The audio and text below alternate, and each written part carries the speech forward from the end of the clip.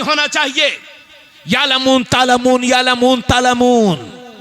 और बहुत सारे हाफिज ऐसे हैं जो ईद जैसे ही हुई, तरावी पूरी ईद हुई, हाफिज जी की दाढ़ी आधी, और जैसे ही रमजान आने वाला है तो 3 महीने पहले से दाढ़ी बढ़ना शुरू। क्यों? क्योंकि अब तरावी सुनाना। ऐसे बदअमल हाफिज के पीछे तरावी नहीं मकबूल होंगी, याद रहे। तो मेरे साथियों, अजीज साथियों, आप हाफिज साहब से कहा करें कि साफ साफ पढ़ें और आराम से पढ़ें। हमें कहीं एयरपोर्ट या स्टेशन नहीं जाना है, साफ साफ पढ़ें हाफिज साहब। ये कुरान के साथ खुला मजाक बंद होना चाहिए। अच्छी तरावी शानदार तिलावत के एहतमाम के साथ होना चाहिए। तो हजरात, मैं खुद हाफिज कुरान हूं। हमारा मदरसा अजीजुल उलूम कस्बा नानपारा में उस्ताजुल हुफ्फाज हजरत कारी मोहम्मद नकी खान साहब हैं। कई बच्चे उनके शागिर्द होंगे यहां पर। मैंने एक दिन उनसे पूछा कि भैया आप कितनी देर में एक पारा पढ़ सकते हैं? तो कहने लगे आप बताओ। मैंने कहा कम से कम 20 मिनट। तो बोले भैया हम ना पढ़ पाए 20 मिनट में, हम तो 25 मिनट में ही पढ़ पाएंगे। तो जो सैकड़ों को हाफिज बना चुका हो वो हाफिज कुरान कह रहा है कि 25 मिनट से कम में नहीं पढ़ पाऊंगा। तो ये 5 मिनट वाला हाफिज कुरान कहां से पैदा हो गया? इन हराम खोरों के साथ सख्ती की जाए जो कुरान के साथ बेहुरमती कर रहे हैं। तो आका करीम सल्लल्लाहु अलैहि वसल्लम ने फरमाया, तो हजरात एक पारे को 20 से 25 मिनट लग ही जाते हैं। तो अगर कोई 10 पारा पढ़ेगा, तिहाई कुरान पढ़ेगा, तो मतलब यह हो गया कि 2.5 से 3 घंटे। अब सोते वक्त नींद का खुमार होता है, कोई इतनी जल्दी कैसे तिहाई कुरान पढ़ सकता है? तो मेरे नबी ने फरमाया, मेरे सहाबा, क्या तुम में से तुम लोग जब रात को सोया करो तो तिहाई कुरान पढ़ लिया करो। तो सहाबा अर्ज करते हैं, या रसूल अल्लाह तिहाई कुरान कैसे पढ़ सकते हैं? तो मेरे नबी ने फरमाया, जो सिर्फ एक बार कुल हुवल्लाह शरीफ पढ़ लेगा, अल्लाह उसे तिहाई कुरान का सवाब अता फरमाएगा। हाय हाय हाय, सुभान अल्लाह सुभान अल्लाह, जिंदाबाद जिंदाबाद। इसी हदीस की रोशनी में हमारे उलमा फरमाते हैं कि जिसने 3 बार कुल हुवल्लाह शरीफ पढ़ा, अल्लाह से एक खत्म कुरान की तिलावत का सवाब अता फरमाए। बेशक बेशक, सुभान अल्लाह। अरे भाई बोलो सुभान अल्लाह, सुभान अल्लाह सुभान अल्लाह। आप लोग जाग रहे हैं ना सब? 3 बार कुल हुवल्लाह शरीफ में कितना सवाब? एक खत्म कुरान की तिलावत का सवाब। मगर आदत क्या है? जैसे ही अब्बा का या अम्मा का या घर में किसी का इंतकाल हुआ, अपना तो कुछ पढ़ना है नहीं, सीधे सीधे मदरसे पहुंच गए, हाफिज जी कुरान दे दीजिए, कापी लेके सीधे सीधे मदरसा। अब हाफिज साहब बेचारे क्या करें? चूंकि 500 रुपए चंदा देता है तो पारे तो हक बनता है। अभी चंद साल पहले की बात है, एक खातून मुंबई से आई मुझसे, जब मैं बरीशई में पढ़ाता था, मुझसे कहने लगी, बेटा वो मेरी बेटी के ससुर का इंतकाल हो गया है और उनका 40वां आने वाला है, आप मुझे कुछ कुरान शरीफ पढ़वा कर देना। हमने कहा ठीक है। बड़ी मेहनत से 12 या 13 कुरान करीम इकट्ठा किए मैंने। जब उनका फोन आया तो कहने लगी, हाँ बेटा क्या दे रहे हो? मैंने कहा खाला जी 12 या 13 कुरान मैंने उनको बताए थे। तो कहने लगे हाय अल्लाह, कहने लगी हाय अल्लाह, इतने कुरान में क्या होगा? लखनऊ के फला मौलाना ने तो 200 कुरान दिए, आपके इसी बहराइच में 400 कुरान भी दिए जाते मियां जी। अरे अकल का भी इस्तेमाल करो, एक कुरान पढ़ने में कितनी मेहनत लगती है। बेशक। ये 200 कुरान कहां से आ गए? नियत में खुलूस होना चाहिए। 3 बार कुल हुवल्लाह शरीफ भी अगर पढ़ लिया जाए, एक कुरान भी अगर मोहब्बत के साथ पढ़ लिया जाए और मेरा रब कबूल फरमा ले, तो नस्लों की मगफिरत के लिए वही काफी है। इसलिए मदरसों वालों को परेशान ना किया जाए कि हमें इतना कुरान दो, इतना कुरान दो, इतना कुरान दो। अगर वो 2 पारे भी दें तो मोहब्बत के साथ ले जाओ, उसी को बख्शवा दो। रब ने कबूल फरमा लिया तो नस्लों की मगफिरत के लिए काफी है। जरा जोर से बोलो सुभान अल्लाह। सुभान अल्लाह। ये 100 रुपए का नोट बता रहा है कि हजरत किस कंडीशन में है, और हजरत की कंडीशन को मैं हल करने की कोशिश कर रहा हूं। लोग मुझे भी बहुत परेशान करते हैं। आपसे भी गुजारिश करता हूं कि आप खुद कुरान की तिलावत करें। तो हुजूर सल्लल्लाहु अलैहि वसल्लम फरमाते हैं, तिहाई कुरान जिसने एक बार सूरह इखलास पढ़ लिया, अल्लाह उसे तिहाई कुरान का सवाब अता फरमाएगा। सुभान अल्लाह, सुभान अल्लाह। और कारी आसिफ साहब, कारी अबुल हसन साहब किबला माशाल्लाह बिलग्राम शरीफ से तशरीफ लाए हैं, हजरत के साथ में रहते हैं, हजरत की खिदमत करते हैं हमारे कारी अबुल हसन साहब। उनकी भी तवज्जो चाहूंगा। इस हिंदुस्तान की सरजमीन पर जितने हाफिज पूरे नहीं हैं, उनसे ज्यादा हाफिज 10 पारे, 5 पारे, 15 पारे वाले, 20 पारे वाले हैं। सही है। जो हिफ्ज शुरू किया, 5 पारे हुए बंद कर दिया, 10 पारे हुए शैतान ने बहका दिया, काम पर लग गए। अधूरे हाफिज कितने। और जब वो जैसे ही हिफ्ज की तालीम छोड़ते हैं, जो याद होता है उसे भी भुला देते हैं जी।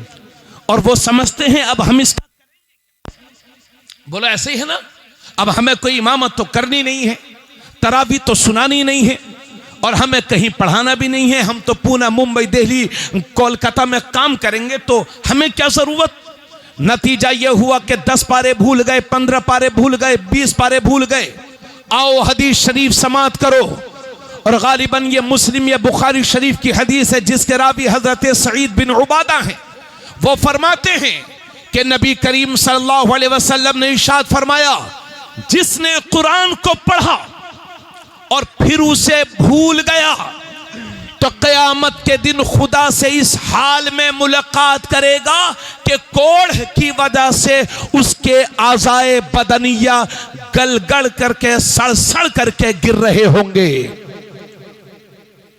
कोड़ी बना करके उठाया जाएगा वो जो 5 पारे, 10 पारे, 15 पारों का हाफिज था, 20 पारों का हाफिज था, फिर भूल गया। सुन लो भाई मेरी बात। और ये सिर्फ हाफिजों के साथ खास नहीं है। आप लोगों में से बहुत सारे लोग वो हैं जो नाज़रे कुरान करीम पढ़ना जानते थे, थोड़ा थोड़ा पढ़ना जानते थे, फिर पूरा सीखने के बजाय उसको भी भुला गए। कितने लोग हैं। तो वो लोग भी अल्लाह से इस हाल में मुलाकात करेंगे कि जुजाम की वजह से उनके बदन के आज़ा गल गल करके, सड़ करके गिर रहे होंगे। हिफ्ज़ कुरान अल्लाह की बहुत बड़ी नेमत है। आओ बेटा, पीछे बैठ जाओ, असातिज़ा के आगे कभी नहीं बैठते, बैठो। हाँ बैठो, आप लोग जगह दे दो भाई, बच्चों जगह दे दो, माशाल्लाह। बैठ जाओ बेटे, बैठ जाओ। अल्लाह ताला सलामत रखे, बहुत खुश नसीब हो सैयद साहब किबला के हाथों से। हाँ इंशाल्लाह संगे बुनियाद भी मदरसे का हजरत के हाथों से होगा इंशाल्लाह इंशाल्लाह ताला। तो मेरे अजीज साथियों, मैं ये कह रहा था कि जो नाजरा पढ़ना जानता हो, मेरी माँ बहनों आप भी सुन लेना, जो कम पढ़ी लिखी हो वो नाजरे को सही कर लें, उसको भुलाएं नहीं, वरना अल्लाह से इस हाल में मुलाकात करेंगे। और एक हदीस है जिसमें आका करीम, ये भी बुखारी शरीफ की है, आका करीम सल्लल्लाहु अलैहि वसल्लम फरमाते हैं, ताहदुल कुरान, कुरान के साथ इत्तिना बरतो, कुरान को बराबर पढ़ते रहो। कसम है उस जात की जिसके कब्ज़े कुदरत में मेरी जान है। हुजूर फरमाते हैं, कुरान जिस तरह से ऊंट अपनी रस्सी से निकल करके भाग जाता है, उससे भी ज्यादा तेजी के साथ कुरान सीनों से निकल जाता है। अल्लाह अकबर, अल्लाह अकबर। इसलिए कोई ये ना समझे कि मैं बहुत पक्का हाफिज हूं, मैं नहीं भूलूंगा। ताहदुल कुरान, कुरान के साथ इत्तिना बरतो, कुरान को बराबर पढ़ते रहो वरना भूल जाओगे। हजरत गिरामी, इतनी बातें कहने के बाद अब ये हमारे 3 हुफ़ाज़ कुरान का तोहफा, इनके हवाले से कह रहा हूं। और ये हदीस मुस्नद इमाम अहमद बिन हंबल में है। जिसके रावी हजरत माज जोहनी हैं। आका करीम सल्लल्लाहु अलैहि वसल्लम इरशाद फरमाते हैं, मन क़रा अल कुरआन व अमिल बिमा फीह उल्बिस वालिदाहु ताजन यौमल क़ियामह ज़ौउहु अहसनु मिन ज़ौइ शम्स फी बुयूति दुनिया लौ कानत फीकुम फमा ज़न्नुकुमुल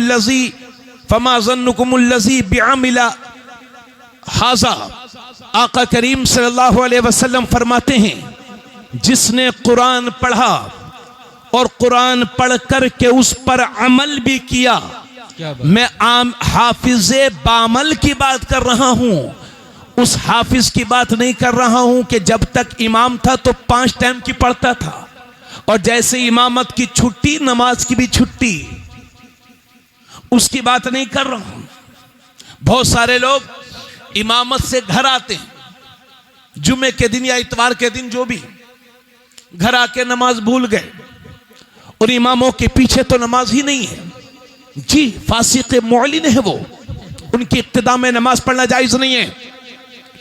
आका करीम सल्लल्लाहु अलैहि वसल्लम फरमाते हैं, जिसने कुरान पढ़ा और कुरान पढ़ करके उस पर अमल भी किया तो क़यामत के दिन उसके माँ बाप को ऐसा ताज पहनाया जाएगा। क्या बात है। जिसकी रोशनी दुनिया के सूरज की रोशनी से भी ज्यादा होगी।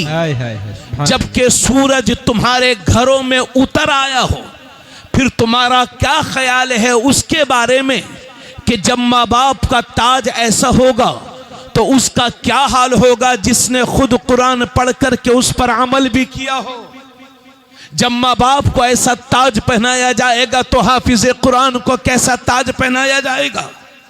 बहुत मजाक उड़ाते हो हाफिजों की, बहुत हंसी आती है हाफिजों पर, गरीबों में शुमार किया जाता है। आपके नजदीक तो मेयारे इज्जत सिर्फ पैसा ही है, सिर्फ पैसा, सिर्फ पैसा। अरे उस वक्त को भी देख लिया करो कि बाप आखिरी वक्त बिस्तर पर है, आखिरी वक्त बिस्तर पर है। एक मास्टर है, एक डॉक्टर है, एक इंजीनियर है और एक बेटा हाफिज़े कुरान है। देख लेना तजर्बा करके। इंजीनियर साहब आते हैं, अब्बा जी वो प्लाट मेरे नाम करा दो, कहीं बाद में नाम कराने में दिक्कत पेश ना आए। डॉक्टर साहब जाते हैं, अब्बा जी बैंक बैलेंस कितना है वो मेरे नाम करा दो। मास्टर साहब जाते हैं, मैं सबको नहीं कह रहा हूं मगर अक्सरियत का यही हाल है। मास्टर साहब जाते हैं तो मास्टर साहब दुनिया की बात कर रहे हैं क्योंकि उन्होंने दुनिया ही पढ़ा था। डॉक्टर साहब दुनिया की बात कर रहे हैं क्योंकि उन्होंने दुनिया पढ़ा था। बाप का आखिरी वक्त है, नज़ा का आलम है। इंजीनियर माल का सवाल करता है, डॉक्टर माल का सवाल करता है। अक्सरियत की यही हाल है। उसी आलम में एक हाफिज़े कुरान होता है जो कुरान लेकर के खड़ा होता है, सूरे यासीन पढ़ता है और आसानी के साथ बाप की रूह निकल जाया करती है। बेशक बेशक, सुभान अल्लाह सुभान अल्लाह। आजकल तो बड़ी फैमिलियों के पास एक फैमिली डॉक्टर होता है। बस बहुत टाइम हो गया और सर्दी भी बहुत है, बस ये आखिरी बात है मेरी, सुन लीजिए, उसके बाद इंशाल्लाह फिर कभी मौका मिलेगा। अल्लाह ताला तौफीक बख्शे। तो मैं आपके सामने ये अर्ज कर रहा था, बस आखिरी मरहले में है तकरीर, कि जिस तरह से आपकी फैमिली में बड़े लोगों को एक फैमिली डॉक्टर की जरूरत होती है। सुनो भाई, जिस तरह से जिस्मानी सेहत के लिए फैमिली डॉक्टर की जरूरत है, इसी तरह से रूहानी पाकीज़गी के लिए खानदान में एक कम से कम एक आलिम की जरूरत है। बेशक बेशक, सुभान अल्लाह सुभान अल्लाह। जिसके 4 बच्चे हों, 4 बेटे हों, 3 बेटे हों या 2 बेटे हों या एक ही हो, ये अहद करके जाओ कि इंशाल्लाह अपने एक बच्चे को हाफिज़े कुरान के साथ साथ आलिम दीन भी बनाएंगे। बेशक बेशक, इंशाअल्लाह। कहिए इंशाल्लाह। इंशाअल्लाह। अरे ठीक है भाई, रोजी देने वाली जात अल्लाह की जात है। आप तो मुंबई में रहते हैं जहां पढ़ा लिखा मुंशी है और अंगूठा छाप बिल्डर है। जी, पढ़ा लिखा मुंशी, अंगूठा छाप बिल्डर। रोजी देने वाली जात मेरे रब की जात है। और ए अमीरों, अगर आप अपने बच्चों को आलिम बनाना शुरू कर दो तो समाज में उसके बहुत सारे फायदे दिखाई देंगे। यह जरूरी नहीं है कि पढ़ लिखने के बाद किसी मदरसे में ही पढ़ाओ। आपके खानदान में एक आलिम रहेगा तो आपके ईमान की हिफाजत